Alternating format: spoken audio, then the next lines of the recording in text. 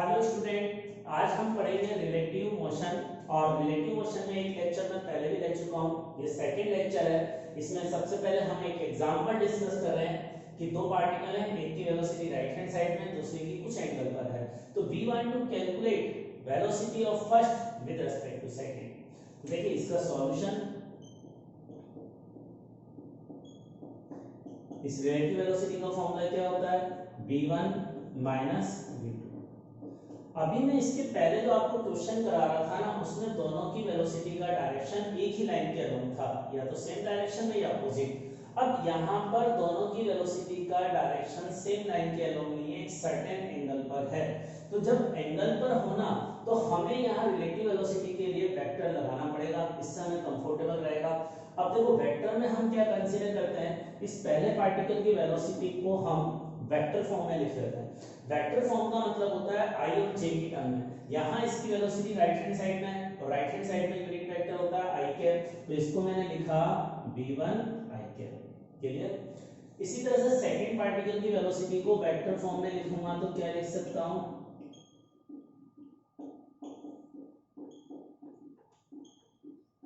इस तरह से लिखा जा सकता है। सेकंड पार्टिकल की वेलोसिटी को मैंने कंपोनेंट में ब्रेक कर लिया।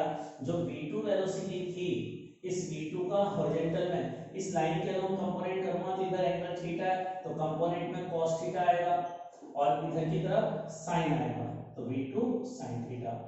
अब अगर इधर v2 cos थीटा आ रहा है तो इस डायरेक्शन में यूनिट वेक्टर प्लस i के, इस डायरेक्शन में प्लस j के, तो सेकंड को इस तरह से लिख लिया। अब इन दोनों को यहां रख दूंगा तो सब्ट्रैक्ट करने से हमारे पास velocity of first with respect to second आएगी। अब देखो i और i की टर्म को साथ में सब्ट्रैक्ट करूं तो v1 minus v2 cos theta i के minus v2 sin theta j के, ये हमारे पास आंसर है। तो इस तरह से हम रिलेटिव वेलोसिटी निकालते हैं। इसका मैग्नीट्यूड निकालना है तो इजीली कैलकुलेट किया जा सकता है, कर ले इसको नोट।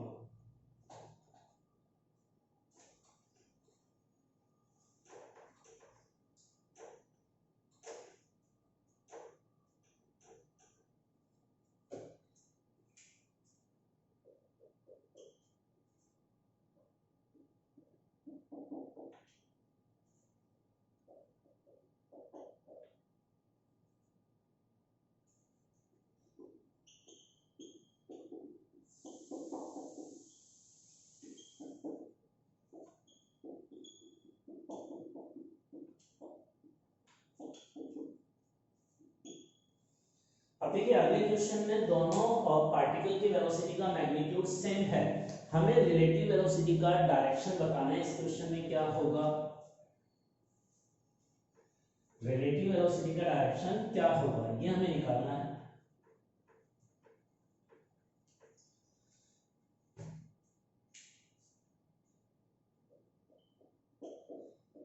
तो हमें डायरेक्शन किसका निकालना है, वेलोसिटी ऑफ ए की वेलोसिटी निकालनी है विद रिस्पेक्ट टू बी, तो ए की वेलोसिटी बी के रेस्पेक्ट में निकालनी है, तो इसका फॉर्मूला ba माइनस bd।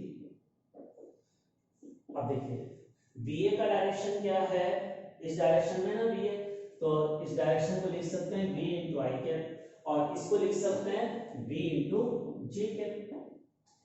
अब यहाँ पर अगर इस रिलेटिव वेलोसिटी का मैग्नीट्यूड निकाला जाए तो मैग्नीट्यूड तो कितना आ गया v1, लेकिन मुझे इस क्वेश्चन में इसका डायरेक्शन बताना है, तो डायरेक्शन कैसे निकालूंगा कि देखिए v तो इधर है ना, ये तो पॉजिटिव है और ये नेगेटिव है, तो माइनस जे केप का मतलब यूनिट वेक्टर नीचे आएगा।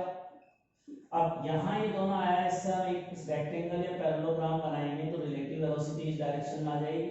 This is the direction of velocity v2। ए की बी के रेस्पेक्ट में वेलोसिटी इधर आई। अब देखिए यहाँ पर इसका मैग्नीट्यूड और इसका मैग्नीट्यूड बराबर है, तो ये जो इनका वेक्टर सम होगा ये इस डायरेक्शन में ये भी बराबर बराबर एंगल बनाएगा 45 डिग्री, और इधर से भी 45 डिग्री। नाउ इसका डायरेक्शन हम कैसे बोलेंगे, ये ईस्ट होता है, ये वेस्ट, नॉर्थ और साउथ। अब ये डायरेक्शन जो रिलेटिव वेलोसिटी का डायरेक्शन आया वो किधर है, इस ईस्ट और साउथ के बीच में आया ना, और अगर ये दोनों डायरेक्शन से 45 डिग्री एंगल बनाता है तो इसको हम इस तरह से लिखेंगे कि आंसर क्या होगा, ईस्ट साउथ डायरेक्शन, और हम इसको लिख सकते हैं साउथ ईस्ट भी लिखा जा सकता है, तो दोनों ही आंसर सही है। साउथ ईस्ट और ईस्ट साउथ, क्योंकि दोनों ही तरफ से बराबर एंगल बना रहा है, ये इसका मतलब होता है।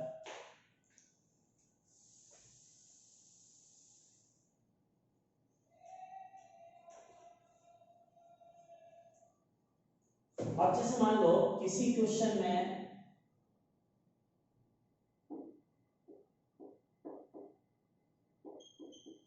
सपोज करते हैं कि रिलेटिव वेलोसिटी का डायरेक्शन इधर आ जाए, तो अब इसको क्या लिखेंगे, ये हमारा ईस्ट डायरेक्शन है, ये साउथ है, तो अब इस डायरेक्शन को क्या लिखेंगे, देखो इस डायरेक्शन को हम ऐसे लिख सकते हैं 30 डिग्री।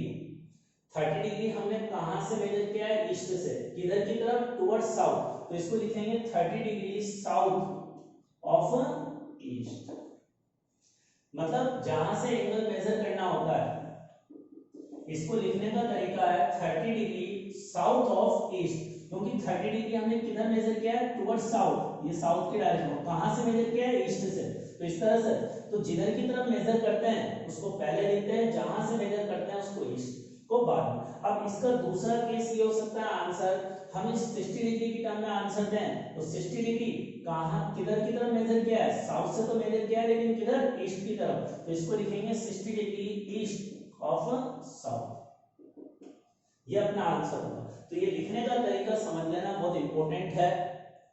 अब इस वाले डायरेक्शन को आप ये लिख सकते हैं कि ईस्ट साउथ है, ईस्ट साउथ डायरेक्शन तभी होगा जब दोनों से एंगल बराबर बराबर बनाएगा, यहां दोनों से एंगल बराबर बराबर नहीं लिखना, नहीं बन रहा है, इसलिए या तो आंसर ये होगा या ये होगा, अगर ये लिख दोगे तो गलत आंसर हो जाएगा।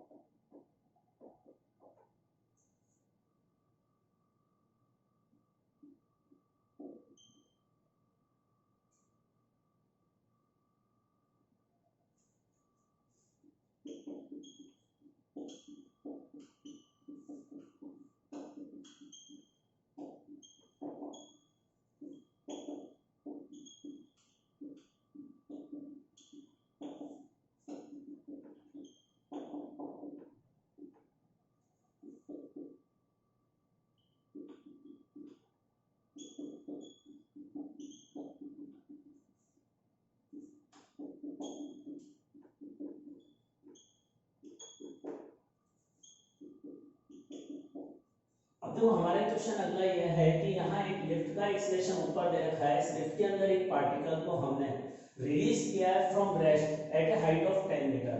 तो अब ये रिलीज करेंगे at a height of 10 metre, तो यहाँ से गिरने पर नीचे की तरफ आएगा, तो कितने टाइम पर इस लिफ्ट के फ्लोर से कोलाइड होगा वो टाइम हमें निकालना है। क्वेश्चन क्लियर हो गया।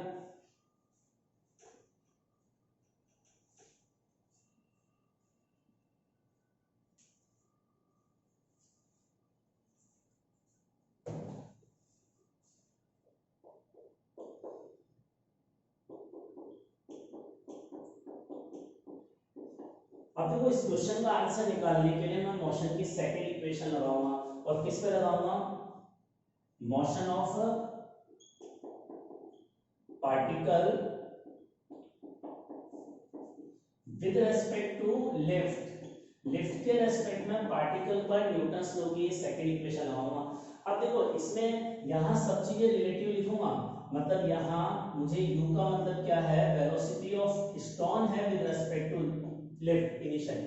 अब क्वेश्चन में कहा है कि ये पार्टिकल रिलीज किया है फ्रॉम रेस्ट से, तो जो भी पर्सन है लिफ्ट के अंदर होगा वो रेस्ट से रिलीज कर रहा है, तो रिलीज करने का मतलब रेस्ट से इनिशियल वेलोसिटी 0 है, लेकिन किसके रेस्पेक्ट में, लिफ्ट के रेस्पेक्ट में, क्योंकि लिफ्ट पर जो पर्सन है उसने रिलीज किया है रेस्ट से, तो इसकी इनिशियल वेलोसिटी 0 दे रखी है, हमें टाइम निकालना है। अब देखो यहाँ एक्सेलरेशन भी स्टोन का लिफ्ट के रेस्पेक्ट में लिखूंगा, इस क्वेश्चन में स्टोन का एक्सेलरेशन लिफ्ट के रेस्पेक्ट में लिखूंगा, तो वो स्टोन का एक्सेलरेशन माइनस लिफ्ट का एक्सेलरेशन होगा, या फिर मैंने आपको यही बताया था कि अगर लिफ्ट का एक्सेलरेशन ऊपर हो तो g की इफेक्टिव वैल्यू क्या होती है, g प्लस ए, तो वो g प्लस ए आ जाएगी, और g प्लस ए कैसे आई, यहाँ इस पत्थर को छोड़ोगे तो इस पत्थर का एक्सेलरेशन तो नीचे की तरफ g के बराबर होगा ना, इसका नीचे की तरफ, और लिफ्ट का एक्सेलरेशन ऊपर की तरफ है, ये लिफ्ट का एक्सेलरेशन ऊपर की तरफ, दोनों का एक्सेलरेशन का डायरेक्शन अपोजिट है, तो रिलेटिव निकालने के लिए ऐड कर देंगे, g प्लस a आ जाएगा। तो ये स्टोन का एक्सेलरेशन हो गया, और g की वैल्यू 10 और a की वैल्यू 2, तो 12 आ गए।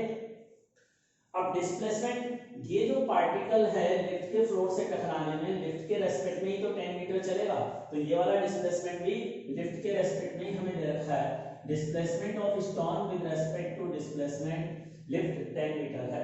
अब ये सारी वैल्यू इस इक्वेशन में रखकर आंसर निकाल लेंगे हम।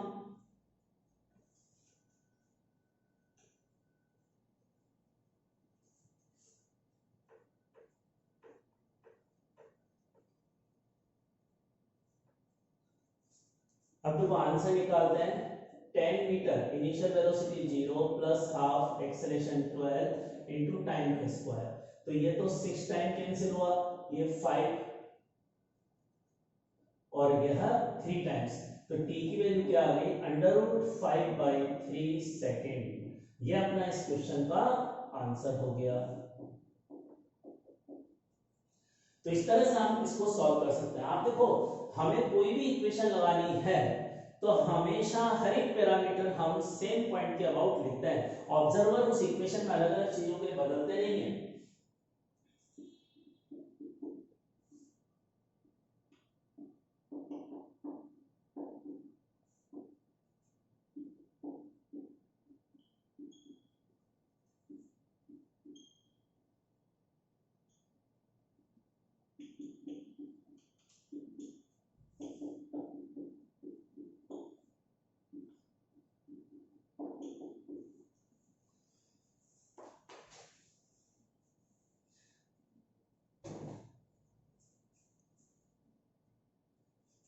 अब देखिए अगला क्वेश्चन यह है कि एक बैलून है, इसका एक्सेलरेशन ऊपर की तरफ दे रखा है 2 मीटर पर सेकंड स्क्वायर, उसकी कुछ वेलोसिटी भी होगी बट गिवन नहीं है।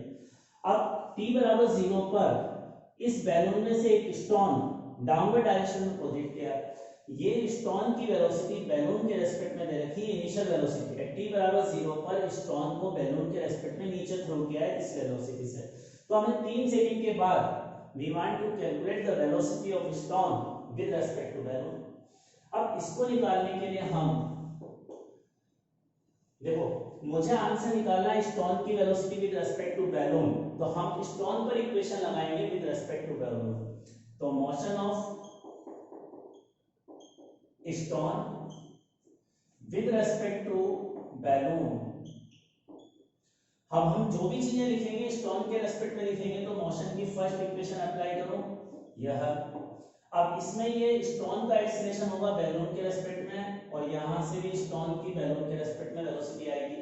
अब इसको निकालने के लिए ये वेलोसिटी डाउनवर्ड दे रखी है ना, तो मैंने डाउनवर्ड डायरेक्शन को पॉजिटिव लिया, तो स्टोन की बैलून के रेस्पेक्ट में वेलोसिटी डाउनवर्ड में दे रखी है तो प्लस होगी 20।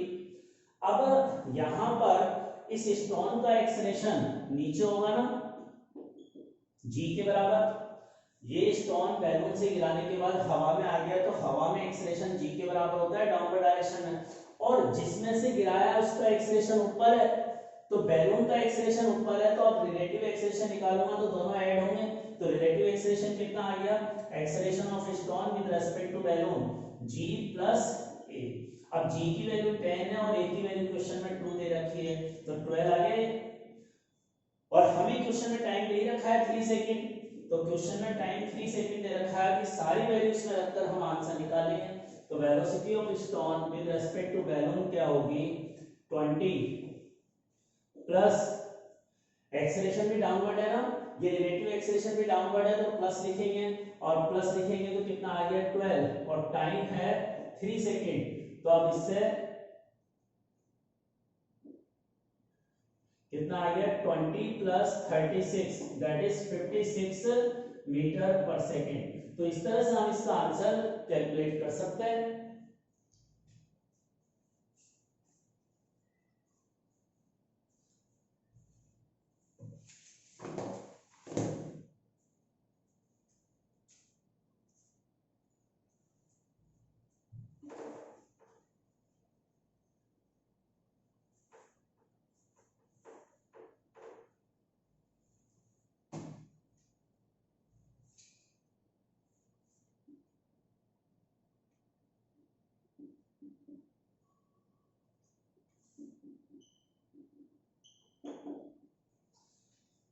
अब देखिए यहाँ पर जैसे ये एक प्लेन है और इस प्लेन की वेलोसिटी हॉरिजॉन्टल डायरेक्शन में मुझे दे रखी है vp के बराबर जो कांस्टेंट है।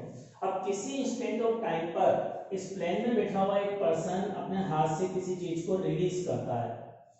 अगर रिलीज करेगा from rest, this particle is release from the rest from the plane. अब अगर प्लेन से रिलीज करेगा तो इसका मतलब इसकी इनिशियल वेलोसिटी 0 होगी विद रेस्पेक्ट टू प्लेन। जो यहाँ से बॉल है, ये बॉल हमने रिलीज की, बॉल रिलीज फ्रॉम प्लेन। अब बॉल को अगर हमने इसको रिलीज किया है फ्रॉम प्लेन से, तो प्लेन के रेस्पेक्ट में इसकी इनिशियल वेलोसिटी 0 होगी। अब प्लेन के रेस्पेक्ट में इस बॉल की वेलोसिटी 0 है, velocity initial velocity of ball with respect to plane 0 है। रिलीज करने का मतलब ये होता है इनिशियल वेलोसिटी इज 0 और जहां से रिलीज करते हैं उसके रेस्पेक्ट में 0 होती है। अब इसका मतलब रिलेटिव 0 कब होगी? जब प्लेन की वेलोसिटी और बॉल की वेलोसिटी बराबर हो। इसका मतलब रिलीज करने का मतलब हो गया velocity of ball is equal to velocity of plane. अगर रिलेटिव वेलोसिटी 0 है, इसका मतलब बॉल की और प्लेन की वेलोसिटी बराबर होगी। ये इसका मीनिंग हुआ। क्लियर हुआ कंसेप्ट? अब देखिए इसके बाद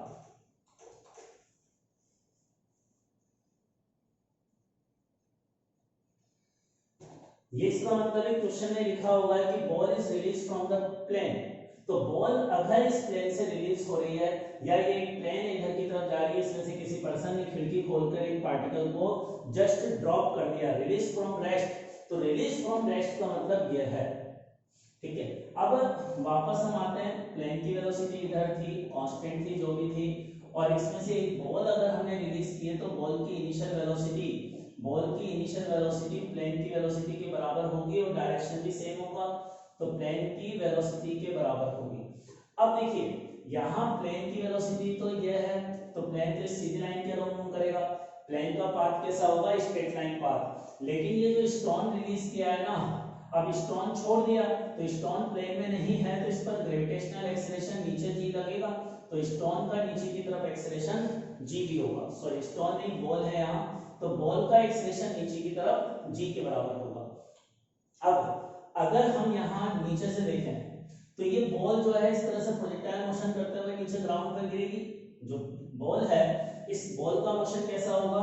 प्रोजेक्टाइल मोशन होगा विद रेस्पेक्ट टू ग्राउंड। तो ये बॉल जो है इस तरह से पैराबोलिक पाथ पर मूव करते हुए नीचे जमीन पर गिरेगी विद रेस्पेक्ट टू ग्राउंड। तो motion of ball with respect to ground is on parabolic path। तो बॉल का मोशन ग्राउंड के रेस्पेक्ट में किस पाथ पर होगा? पैराबोलिक पाथ पर। अब देखिए इसके अलावा हम ये जानते हैं पैराबोलिक पाथ पर हॉरिजॉन्टल डायरेक्शन में वेलोसिटी हमेशा कांस्टेंट रहती है ना, तो किसी t टाइम के बाद अगर बॉल की वेलोसिटी का हॉरिजॉन्टल कंपोनेंट निकालूंगा तो वो सेम ही आएगा। बॉल की वेलोसिटी हर पॉइंट पर वही होगी जो इनिशियल वेलोसिटी थी हॉरिजॉन्टल डायरेक्शन। वर्टिकल डायरेक्शन में जरूर वेलोसिटी इंक्रीज होती जाएगी, लेकिन हॉरिजॉन्टल में अब देखो हॉरिजॉन्टल में इस बॉल की वेलोसिटी हमेशा प्लेन की वेलोसिटी के बराबर है। अब अगर दोनों की वेलोसिटी बराबर है तो दोनों का डिस्प्लेसमेंट सेम टाइम में सेम होगा। तो अगर ये बॉल t बराबर 0 पर यहाँ थी, तो t टाइम के बाद अगर बॉल यहाँ पहुंचेगी तो इतने ही टाइम में प्लेन भी यहाँ पहुंच जाएगा, तो दोनों का डिस्प्लेसमेंट सेम टाइम में सेम होगा। हॉरिजॉन्टल डायरेक्शन में जितना प्लेन का डिस्प्लेसमेंट होगा एक सर्टेन टाइम में उतना ही बॉल का डिस्प्लेसमेंट होगा। तो अगर कोई पर्सन इस बॉल को इस प्लेन के अंदर बैठकर देखेगा, अब ये एक पर्सन प्लेन के अंदर है जिसने बॉल ड्रॉप की थी, वो बॉल का मोशन देख रहा है, तो बॉल का मोशन उसको कैसे पाथ पर जाता हुआ नजर आएगा? थोड़ी देर के बाद बॉल इसको अपनी खिड़की के नीचे नजर आएगी ना, तो इसको ऐसा लगेगा कि ये खिड़की इसके हमेशा नीचे रही है। जब प्लेन यहाँ आगे पहुंचेगा तब भी बॉल यहाँ कहीं पहुंचेगी, तो हमेशा इसकी खिड़की के नीचे होगी। तो इस पर्सन को जो प्लेन के अंदर बैठा हुआ है उसको बॉल वर्टिकली डाउनवर्ड जाती हुई नजर आएगी। उसके लिए तो इस बॉल का हॉरिजॉन्टल में डिस्प्लेसमेंट होगा ही नहीं, क्योंकि दोनों का हॉरिजॉन्टल में डिस्प्लेसमेंट बराबर है, तो बॉल का उसको वर्टिकली डाउनवर्ड मोशन नजर आएगा। तो प्लेन के रेस्पेक्ट में इस बॉल का मोशन किस पाथ पर है? Straight line path in vertically downward. तो ये इसका रिजल्ट होगा।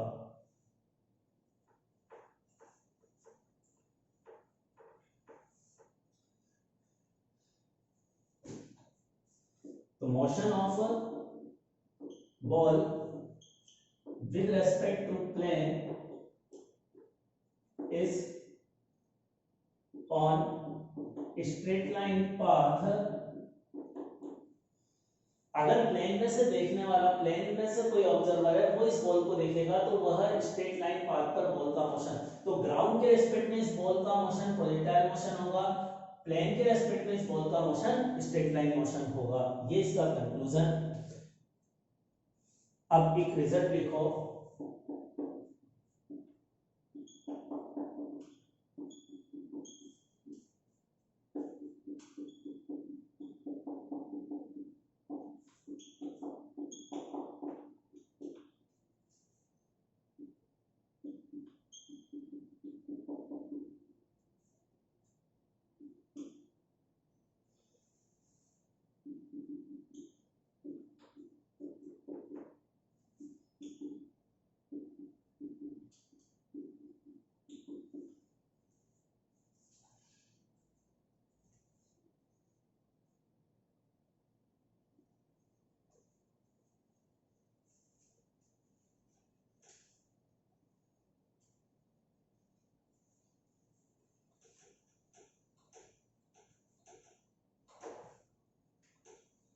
अब देखो ये बहुत इंपॉर्टेंट रिजल्ट है। Motion of one projectile with respect to other projectile is always on straight line path. इसका मतलब यह है जैसे एक पार्टिकल है, इसको u1 वेलोसिटी से या θ1 एंगल पे फेंकूंगा तो इस पार्टिकल का मोशन कैसा होगा, इस तरह का प्रोजेक्टाइल मोशन होगा।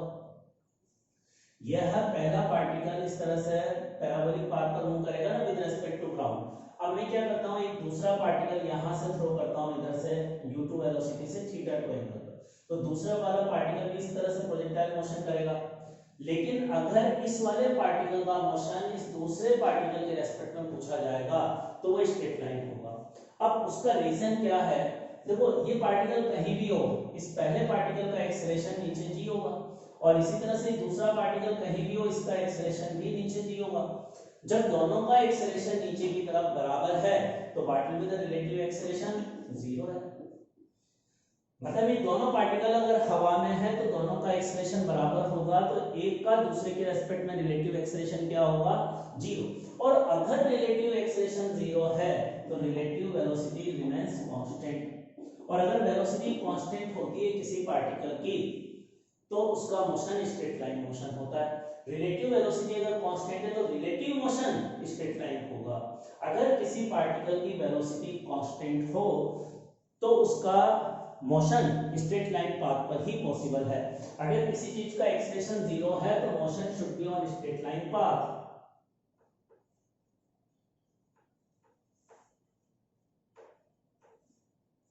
तो ये इसका कंक्लूजन।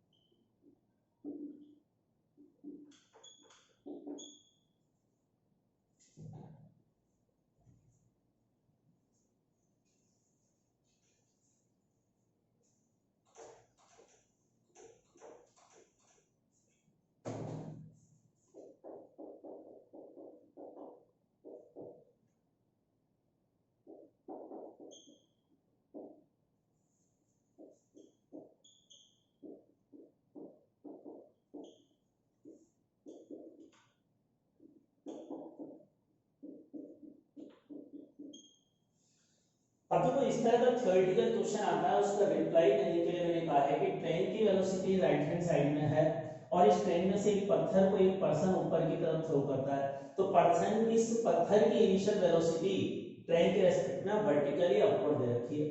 अब अगर इसकी वेलोसिटी वर्टिकली अपवर्ड है और इसमें तीन केस रहते हैं। अगर ट्रेन कांस्टेंट वेलोसिटी से जा रही है तो देखो स्टोन की वेलोसिटी अगर यह है तो इसका मतलब क्या होगा कि स्टोन की वेलोसिटी हॉरिजॉन्टल डायरेक्शन में, जैसे यहाँ अगर हम देखेंगे तो इसका मतलब क्या होगा कि स्टोन की वेलोसिटी अगर निकालेंगे तो इन दो वेलोसिटी का वेक्टर सम आएगी। तो स्टोन की एक वेलोसिटी तो यह है और एक वेलोसिटी यह है, रिलेटिव वेलोसिटी।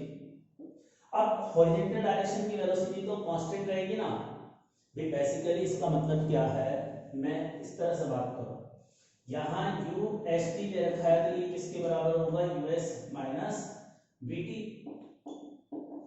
अब यूएस निकालूंगा तो किसके इक्वल होगा, U S T plus VT. इसका मतलब स्टोन की वेलोसिटी क्या होगी, इस रिलेटिव वेलोसिटी और ट्रेन की वेलोसिटी का वेक्टर सम होगी। तो स्टोन की नेट वेलोसिटी अगर डायग्राम में बनाऊंगा तो ट्रेन की वेलोसिटी ये है और ये रिलेटिव वेलोसिटी। यहाँ ये ग्राउंड के रेस्पेक्ट में इसकी वेलोसिटी का डायग्राम है। अब जो पत्थर की वेलोसिटी का हॉरिजॉन्टल कंपोनेंट है वो तो ट्रेन की वेलोसिटी के बराबर है। अब ट्रेन की वेलोसिटी अगर और ये पत्थर हवा में उछल गया तो हवा में इसकी हॉरिजॉन्टल वेलोसिटी तो कांस्टेंट रहेगी ना। तो हवा में इसकी हॉरिजॉन्टल वेलोसिटी हमेशा कांस्टेंट रहेगी। और अगर ट्रेन की वेलोसिटी भी कांस्टेंट है तो अब ये पत्थर ऊपर जाकर नीचे आएगा तो सेम टाइम इंटरवल में जितना ट्रेन का डिस्प्लेसमेंट हुआ है हॉरिजॉन्टल में उतना ही इस पत्थर का हॉरिजॉन्टल में होगा डिस्प्लेसमेंट। तो दोनों का डिस्प्लेसमेंट हॉरिजॉन्टल डायरेक्शन में सेम है तो ये पत्थर इस पर्सन के हाथ में गिरेगा। ये इसका मतलब फर्स्ट पार्ट का। नाउ सेकंड पार्ट,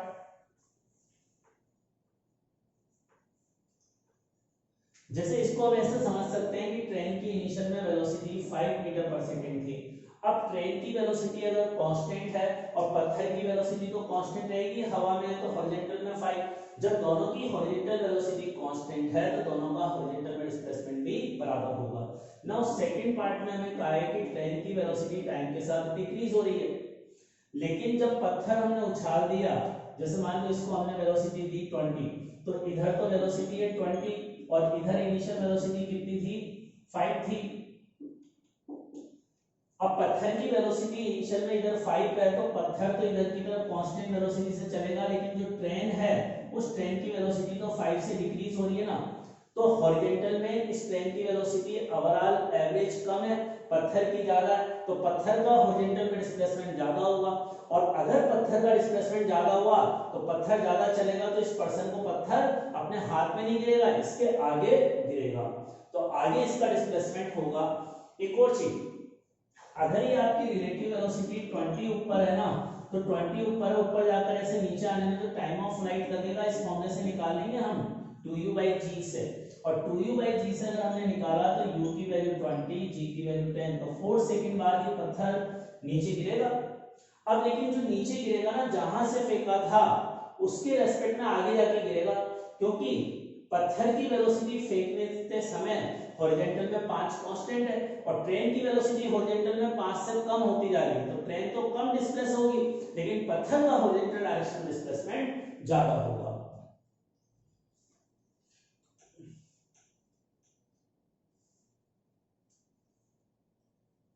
अब थर्ड केस, अब थर्ड केस में आपको ये समझ में आ गया कि थर्ड केस में ट्रेन की वेलोसिटी इंक्रीज हो रही है, तो displacement of train in horizontal direction is greater than displacement of stone in horizontal direction. तो ट्रेन का डिस्प्लेसमेंट ज्यादा होगा तो एक पत्थर ऐसे उछाला है, ट्रेन उधर जा रही है, तो इस पर्सन को पत्थर अपने पीछे गिरता हुआ नजर आएगा, ये इसका मतलब है।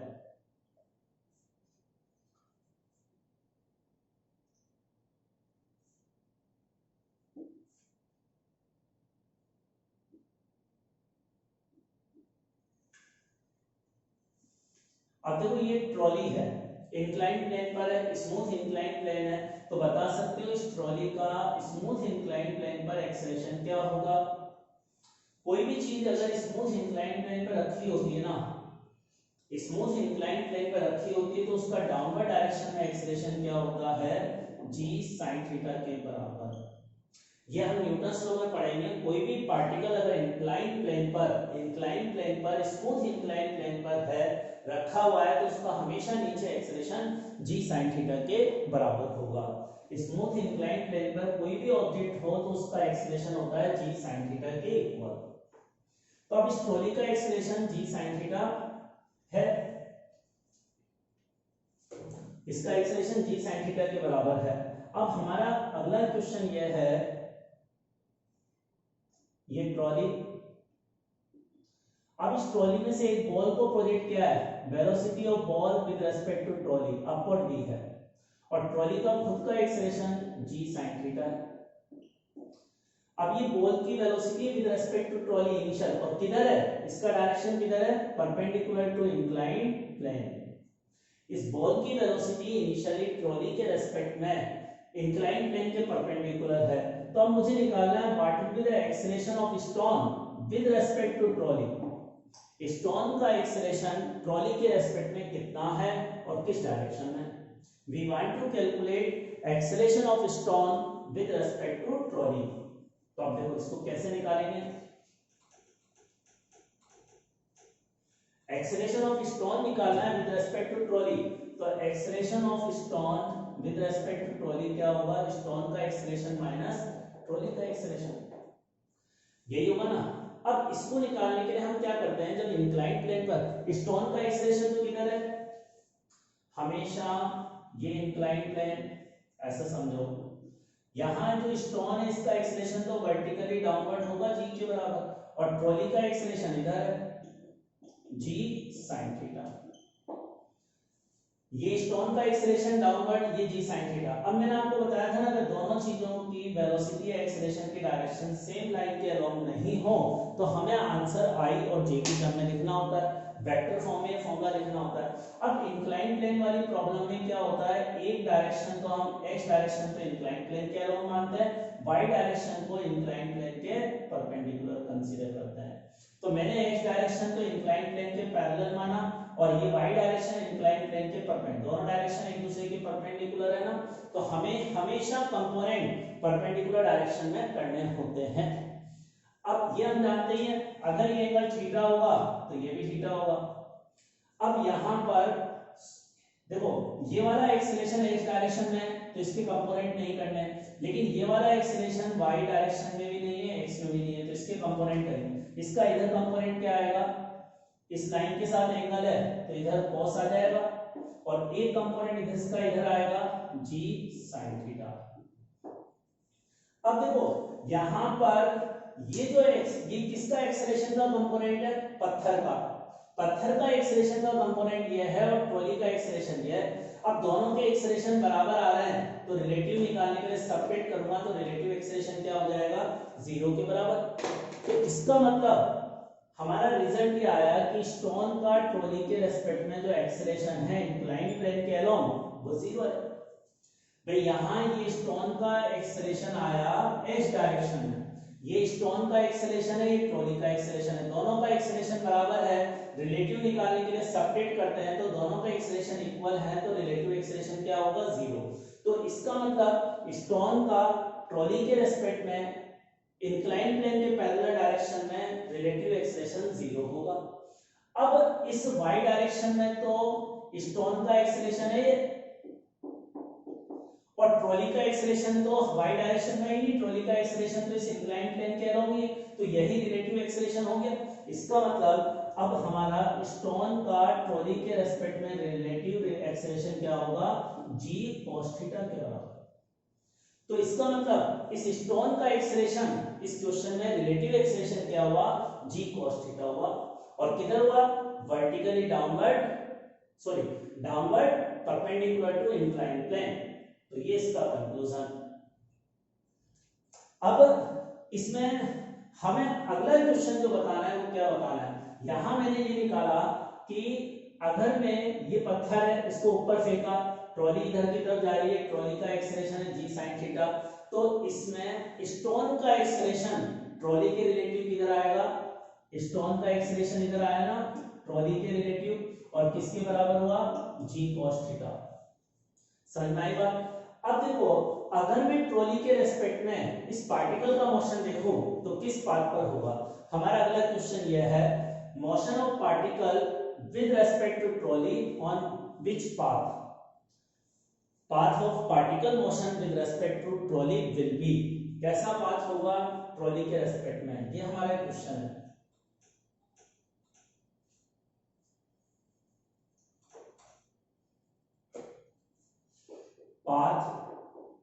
Of stone with respect to trolley will be, हमें स्टोन का पाथ ट्रॉली के रेस्पेक्ट में बताना है क्या होगा। अब देखो यहाँ पर जो रिलेटिव वेलोसिटी और रिलेटिव एक्सेलरेशन है ये एक दूसरे के एंटी पैरेलल है। अगर वेलोसिटी और एक्सेलरेशन एंटी पैरेलल हो या पैरेलल हो तो पाथ स्ट्रेट लाइन होता है, तो path will be straight line, answer ये होगा path will be straight line. तो इस पार्टिकल का पाथ कैसा होगा, स्ट्रेट लाइन पाथ होगा ट्रॉली के रेस्पेक्ट में। तो थोड़ा सा डिफिकल्ट क्वेश्चन है, ये रिलेटिव एक्सेलरेशन निकालना डिफिकल्ट पड़ता है, कंपोनेंट करके निकालने होता है।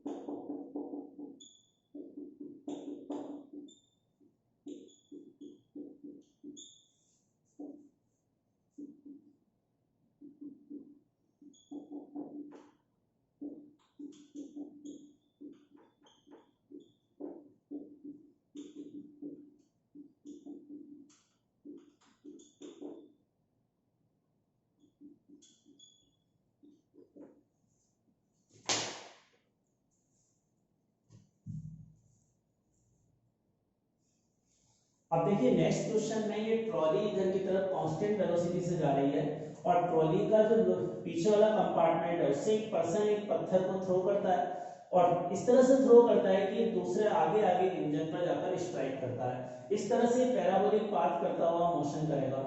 अब देखो अगर हम इस स्टोन का मोशन देखें तो स्टोन का मोशन कैसे पाथ पर होगा, projectile motion with respect to trolley, इस ट्रॉली के रेस्पेक्ट में प्रोजेक्टाइल मोशन होगा या ग्राउंड के रेस्पेक्ट में प्रोजेक्टाइल मोशन होगा।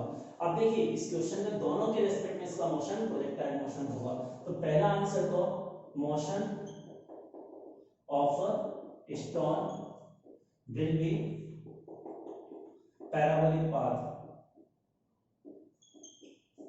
Parabolic path with respect to train और ग्राउंड। अगर हम ग्राउंड के रेस्पेक्ट में निकालें या ट्रेन के रेस्पेक्ट में निकालेंगे तो पाथ कैसा होगा, प्रोजेक्टाइल मोशन पैराबोलिक पाथ होगा। और इन दोनों ही सिचुएशन में जो मैक्सिमम हाइट होगी वो सेम होगी, मैक्सिमम, क्योंकि मैक्सिमम हाइट का फॉर्मूला क्या होता है u y का स्क्वायर अपॉन 2g। अब अगर यहाँ u y का मतलब होता है इनिशियल वेलोसिटी का y कंपोनेंट। अब ये जो इनिशियल वेलोसिटी है ना इसका y कंपोनेंट इस ट्रेन की वेलोसिटी पे डिपेंड नहीं करेगा, इसका हॉरिजॉन्टल कंपोनेंट जरूर ट्रेन की वेलोसिटी पे डिपेंड करेगा, हॉरिजॉन्टल कंपोनेंट ट्रेन की वेलोसिटी पे डिपेंड करेगा लेकिन y कंपोनेंट नहीं डिपेंड करेगा।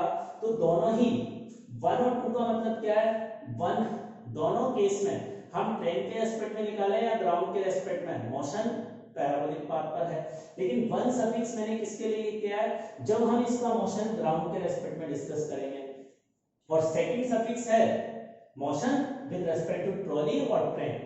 तो यहाँ हम किसी के भी रेस्पेक्ट में डिस्कस करें y डायरेक्शन में वेलोसिटी का कंपोनेंट सेम है तो मैक्सिमम हाइट सेम होगी और टाइम ऑफ फ्लाइट भी सेम होगा, क्योंकि टाइम ऑफ फ्लाइट के फॉर्मूले में भी y डायरेक्शन का कंपोनेंट ही रोल प्ले करता है। तो इसका मतलब ग्राउंड के रेस्पेक्ट में या ट्रॉली के रेस्पेक्ट में मैक्सिमम हाइट और टाइम ऑफ फ्लाइट बराबर होंगे, लेकिन रेंज अलग अलग हो जाएगी। अब देखो अगर हम यहाँ इसकी इनिशियल वेलोसिटी देखते हैं, रेंज का इनिशियल वेलोसिटी निकालता हूं पत्थर की with respect to trolley in horizontal direction, तो वो क्या होगी, ये जो भी दे रखी है u s t इसका कंपोनेंट हो जाएगी cos थीटा।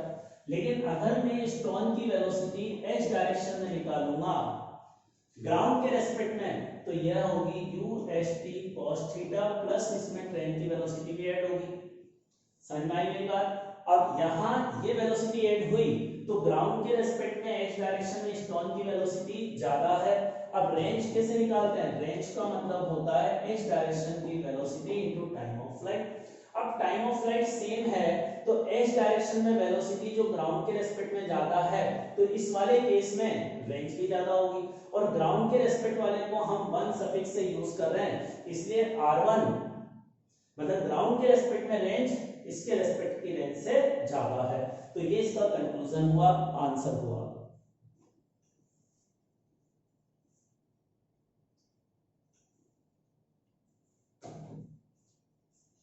नेक्स्ट प्रॉब्लम,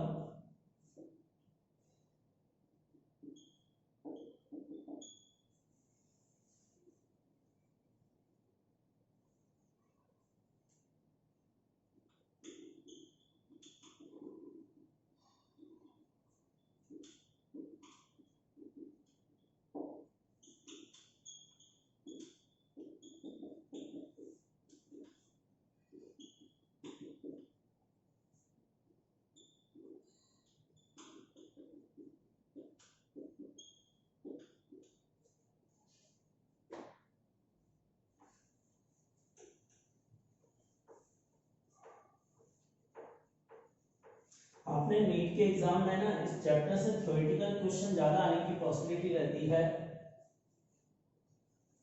तो उन्हीं थ्योरेटिकल क्वेश्चंस को डिस्कस कर रहा हूं। A particle released from rest, then path of the particle will be, first part with respect to train और second part with respect to ground। अब देखो train जो जा रही है, ट्रेन से एक पत्थर को हम गिराते हैं, रिलीज करते हैं रेस्ट, और ये ग्राउंड से इस खिड़की की जो हाइट है वो सफिशिएंट है जिसमें हम मोशन ऑब्जर्व कर सकें, और ट्रेन की इनिशियल वेलोसिटी 0 दे रखी है और ट्रेन इधर की तरफ कांस्टेंट एक्सेलरेशन से मूव कर रही है। अब ट्रेन अगर कांस्टेंट वेलोसिटी से एक्सेलरेशन से मूव करेगी तो हमें इस पार्टिकल का मोशन बताना है कैसा होगा विद रिस्पेक्ट टू ट्रेन और विद रिस्पेक्ट टू ग्राउंड। अब देखो मैं सबसे पहले फर्स्ट पार्ट डिस्कस करूं, विद रेस्पेक्ट टू ट्रेन निकालूं, तो विद रेस्पेक्ट टू ट्रेन निकालूंगा तो पार्टिकल को रिलीज किया है तो पार्टिकल की इनिशियल वेलोसिटी ट्रेन के रेस्पेक्ट में 0 होगी, ट्रेन के रेस्पेक्ट में 0 होगी, और पार्टिकल का एक्सेलरेशन ट्रेन के रेस्पेक्ट में क्या होगा? Acceleration of stone minus acceleration of train. अब देखो पत्थर का एक्सेलरेशन तो नीचे g के बराबर है ना, पत्थर का एक्सेलरेशन नीचे g है तो अब इसको रिलेटिव एक्सेलरेशन को कैसे लिखूंगा? g माइनस जे के, और ट्रेन का एक्सेलरेशन a है i के, तो यहां से ये एक्सेलरेशन आ गया। अब ये एक्सेलरेशन जो भी आया इसका एक्सेलरेशन की एक पर्टिकुलर वैल्यू आई, लेकिन स्टोन की अगर इनिशियल वेलोसिटी 0 है, किसी पार्टिकल की इनिशियल वेलोसिटी 0 है और एक्सेलरेशन अगर कांस्टेंट हो तो पाथ किस पाथ, तो पार्टिकल का मोशन किस पाथ पर होगा? ये जो भी पार्टिकल का एक्सेलरेशन आया किस डायरेक्शन में आया? इधर कहीं आएगा, ये स्टोन का एक्सेलरेशन इधर आएगा, और इस स्टोन की इनिशियल वेलोसिटी 0 है तो ये पार्टिकल इसी लाइन के अलोंग हमेशा चलता रहेगा ना। ये जो भी एक्सेलरेशन आया है कांस्टेंट है, इनिशियल वेलोसिटी 0 है। अब इनिशियल वेलोसिटी 0 है तो जिधर एक्सेलरेशन उधर पार्टिकल चलेगा, तो पार्टिकल हमेशा इस स्ट्रेट लाइन के अलोंग मूव करेगा, तो path of the particle will be straight line. लेकिन इस तरह का पाथ उसको नजर आएगा, अगर यहाँ ट्रेन में बैठा हुआ पर्सन इस स्टोन को गिराएगा तो ये स्टोन उसको इधर की तरफ जाता हुआ एक स्ट्रेट लाइन पाथ पर जाता हुआ नजर आएगा। इस पार्टिकल का मोशन कैसा होगा? इस स्ट्रेट लाइन पाथ होगा। क्लियर हुआ डायग्राम? ट्रेन के रेस्पेक्ट में, ट्रेन के रेस्पेक्ट में। अब ग्राउंड के रेस्पेक्ट में इसका मोशन देखें तो देखिए ग्राउंड के रेस्पेक्ट में मोशन कैसा होगा? सेकंड पार्ट, तो ग्राउंड के रेस्पेक्ट में ये ट्रेन की इनिशियल वेलोसिटी 0 है तो पत्थर की भी इनिशियल वेलोसिटी 0 ही होगी ना ग्राउंड के रेस्पेक्ट में, और पत्थर का एक्सेलरेशन क्या है? नीचे की तरफ है g। अब इनिशियल वेलोसिटी अगर पत्थर की 0 है, एक्सेलरेशन जो भी है कांस्टेंट है, तो motion again straight line path होगा। तो अब ग्राउंड के रेस्पेक्ट में देखने पर इसका मोशन स्ट्रेट लाइन पाथ होगा वर्टिकली डाउनवर्ड। ट्रेन के रेस्पेक्ट में भी स्ट्रेट लाइन होगा, लेकिन इस तरह की कोई स्ट्रेट लाइन होगी इसका पाथ, तो दोनों की रेस्पेक्ट में इसका मोशन स्ट्रेट लाइन पाथ होगा। कर ले इसको नोट। अब देखिए नेक्स्ट क्वेश्चन हमारा यह है, दो कारें हमारे पास, कार ए इधर की तरफ जा रही है और कार बी इस डायरेक्शन में मूव कर रही है, कार बी की वेलोसिटी इधर है 30 डिग्री। अब देखो इसको कैसे बोलेंगे, ये ईस्ट वेस्ट नॉर्थ साउथ, तो क्वेश्चन में ये लैंग्वेज में कैसे लिखा होगा कि कार बी किस डायरेक्शन में जा रही है। क्वेश्चन की लैंग्वेज ऐसी होगी, velocity of car B is 30 degree, 30 degree angle कहां से मेजर किया है, नॉर्थ से, किधर की तरफ, ईस्ट की तरफ, तो इसको क्या लिखेंगे 30 डिग्री ईस्ट ऑफ नॉर्थ, ऐसे लिखा होगा। Velocity of car B is 30 degree east of north, question की लैंग्वेज में ये होगा। और velocity of car A is in east direction, a car A is moving east direction with speed 20 and car B is moving at an angle of 30 degree east of north। अब इसका meaning क्या है, ये car B की velocity A के respect में ये है, इसका मतलब कार B इधर की तरफ जा रही है। अब कार A में बैठा हुआ पर्सन, जब कार A में बैठा हुआ पर्सन कार B को देखता है तो कार B इधर नहीं जाती हुई नजर आती, उसको इधर जाती हुई नजर आती, तो इसमें क्या लिखा होगा, car B due north from car A।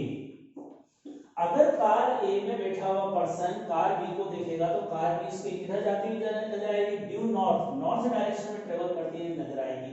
तो we want to calculate velocity of car B।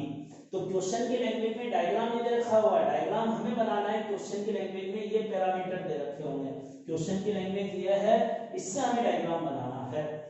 अब इसको सॉल्व करने के लिए क्या करेंगे, सॉल्यूशन।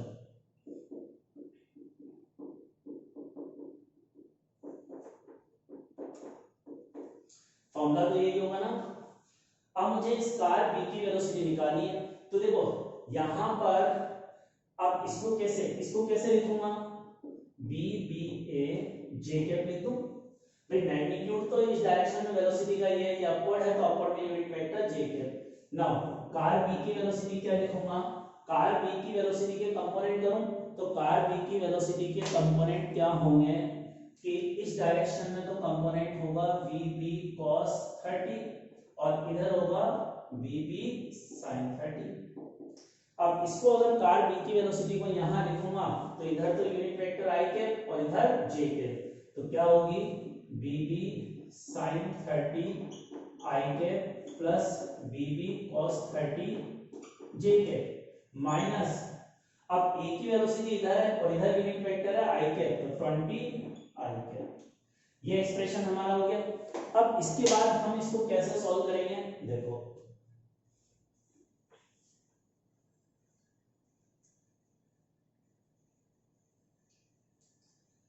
इसको सॉल्व करने के लिए हम ऐसे कर सकते हैं कि देखो ये इक्वेशन सेटिस्फाइड तभी होती है जब इस इक्वेशन इधर i का कोएफिशिएंट और इधर i का कोएफिशिएंट बराबर हो।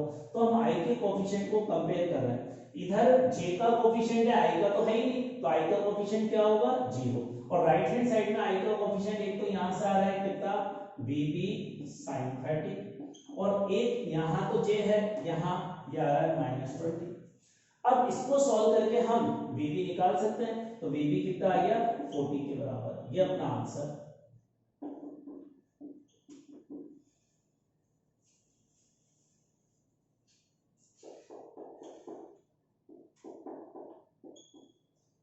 इस क्वेश्चन को सॉल्व करने का सेकंड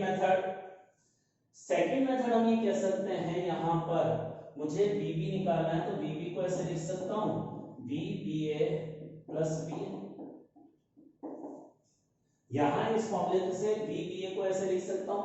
अब देखिए मुझे वेक्टर एडिशन करना है तो vba वेक्टर तो इधर है ना, अब vba वेक्टर में ba वेक्टर ऐड करना है, तो ऐड करने का तरीका क्या होता है, इस पहले वेक्टर के हेड पर दूसरे वेक्टर की टेल रखते हैं। अब दूसरा वेक्टर जो ये है इसकी टेल ये है ना, अब इसको शिफ्ट कर देते हैं, यहां की जगह यहां बना देते हैं इस तरह से, तो ये ba वेक्टर की शिफ्ट 20। अब यहां से यहां गए और यहां से यहां, इन दोनों वेक्टर का सम ये होगा और ये vb वेक्टर। अब ये एंगल तो मुझे क्वेश्चन में दे रखा है ना 30 डिग्री, तो इस ट्रायंगल से हम आसानी से आंसर निकाल सकते हैं। देखो ये वाली लेंथ हमें 20 पता है और ये लेंथ निकालनी है, तो ये थीटा के सामने वाली साइड परपेंडिकुलर है ना, तो इसमें sin 30 का फॉर्मूला हम अप्लाई कर सकते हैं। तो अब sin 30 का फॉर्मूला अप्लाई करेंगे। sin 30 इज इक्वल टू होगा ना परपेंडिकुलर अपॉन हाइपोटेन्यूज, और sin 30 की वैल्यू हाफ होती है। अब परपेंडिकुलर थीटा के सामने वाली जो साइड है इस डायरेक्शन में वेलोसिटी कितनी है 20, और हाइपोटेन्यूज है 90 के सामने ये निकालनी है, और इस वेलोसिटी का नाम है bb, तो bb यहां से आ गया 40 के बराबर। Thank you for today.